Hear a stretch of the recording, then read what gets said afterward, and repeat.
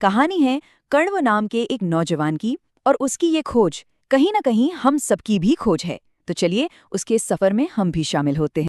तो ये जो कण्व था, उसके लिए ये दुनिया जैसे एक अधूरी पहेली थी। उसे हर चीज में, हर बात में एक खालीपन, एक अधूरापन महसूस होता था। चाहे वो रोजमर्रा का काम हो, कोई रिश्ता हो या फिर ज्ञान की बड़ी बड़ी बातें। उसे बस यही लगता था कि कुछ तो मिसिंग है, कुछ तो है जो पूरा नहीं है। और बस यही एक सवाल उसके दिमाग में आग की तरह जल रहा था। आखिर ये पूर्णता मिलेगी कहाँ? और देखिए, इसी एक सवाल की आग ने उसे इतना मजबूर कर दिया कि वो अपना सब कुछ, अपना घर बार छोड़कर एक अनजान सफर पर निकल पड़ा। उसकी असली खोज अब जाकर शुरू हुई थी। तो अब जब वो खोज पर निकला, तो सबसे पहले उसका ध्यान गया सबसे विशाल, सबसे बड़ी चीजों पर। उसे लगा कि जो चीज इतनी बड़ी है, वो अधूरी कैसे हो सकती है? पूर्णता तो वहीं होगी। ये उसकी यात्रा का पहला पड़ाव था, जहां उसने बाहरी आकार को ही सब कुछ मान लिया था। और फिर उसकी नजर पड़ी एक बहुत ऊंचे विशाल पहाड़ पर। इतना ऊंचा कि ऐसा लगता था मानो सूरज भी उसी की गोद में जाकर छिपता हो। अब सोचिए, एक नौजवान के लिए इससे बड़ा सच और क्या हो सकता था? उसे लगा, बस मिल गया जवाब। जो इतना बड़ा है, जो सूरज तक को थाम सकता है, वही तो पूर्ण है। और वो उसी पहाड़ को पूजने लगा। लेकिन कहानी में एक मोड़ आता है। उसी पहाड़ पर एक तपस्वी रहते थे। उन्होंने जब कण्व को ऐसा करते देखा, तो वो बस मुस्कुरा दिए। और उनके एक ही वाक्य ने कण्व का सारा विश्वास हिलाकर रख दिया। उन्होंने बस इतना कहा, अगर तुमने समुद्र देखा होता, तो तुम इस पहाड़ की ऊंचाई को कभी पूर्ण नहीं मानते। और बस कण्व को एक नई दिशा मिल गई। और देखिए कण्व की सादगी। उसने कोई बहस नहीं की, वो सीधा चल पड़ा समुद्र की ओर। और जैसे ही वो किनारे पे पहुंचा और उसने उस अंतहीन सागर को देखा, उसका पहाड़ वाला विश्वास मानो एक ही लहर में धुल गया। उसे लगा, अरे हाँ, ये है पूर्णता, इस अथाह गहराई में, इस विशालता में। पर जवाब यहां भी नहीं था। जैसे ही वो समुद्र को पूर्ण मान बैठा, मानो खुद समुद्र की गहराइयों से एक आवाज आई। आवाज ने कहा, पूर्णता न तो ऊंचाई में है, न ही गहराई में। ये सब तो बस बाहरी आकार हैं, एक भ्रम। अगर सच्ची पूर्णता खोजनी है, तो तपस्वी वेण के पास जाओ। उनका तप इस समुद्र से भी कहीं ज्यादा गहरा है। तो अब कण्व को ये तो समझ आ गया था कि प्रकृति की विशालता में जवाब नहीं है। तो अब वो इंसानों के बीच पूर्णता की खोज में निकल पड़ा।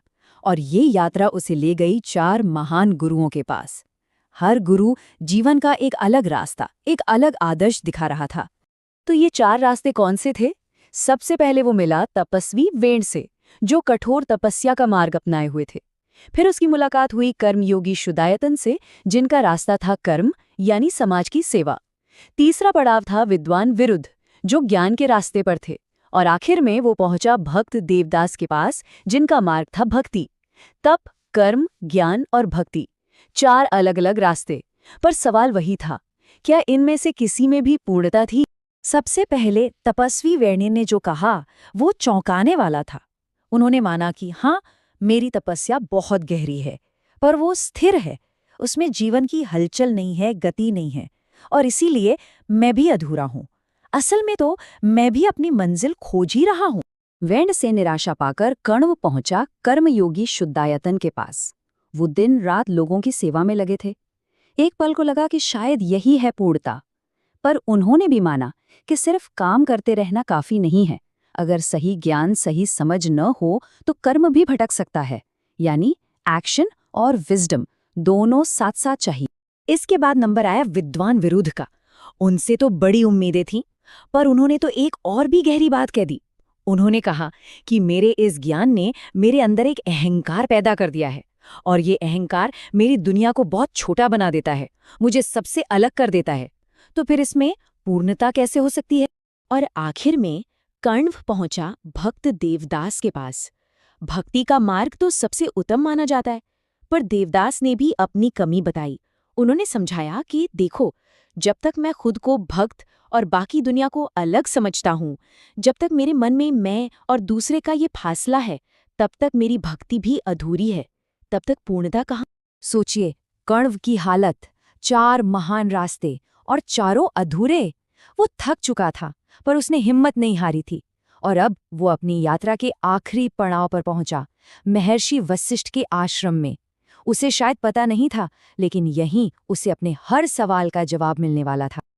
आश्रम का माहौल बहुत शांत था। हर तरफ ज्ञान और सीखने की एक ऊर्जा थी। कण्व ने किसी से कुछ नहीं कहा।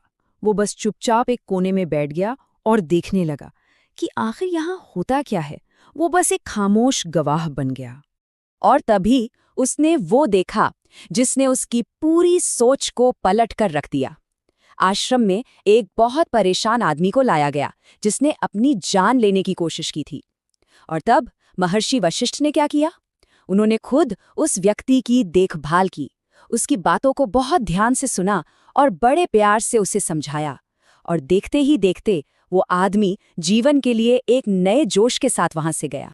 बस यही वो पल था।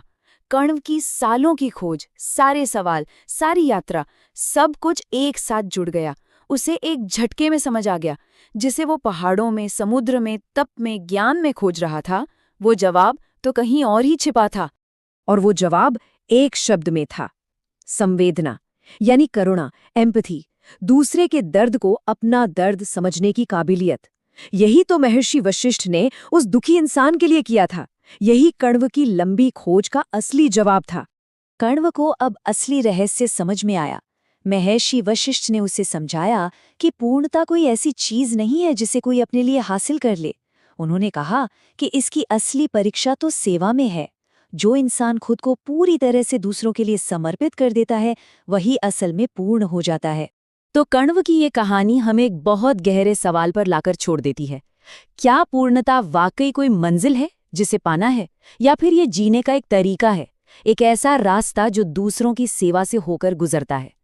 शायद कण्व की यात्रा यही बताती है कि असली पूर्णता बाहर नहीं, बल्कि अपने अंदर की संवेदना को जगाने में है और उसे कर्म में, सेवा में बदलने में है।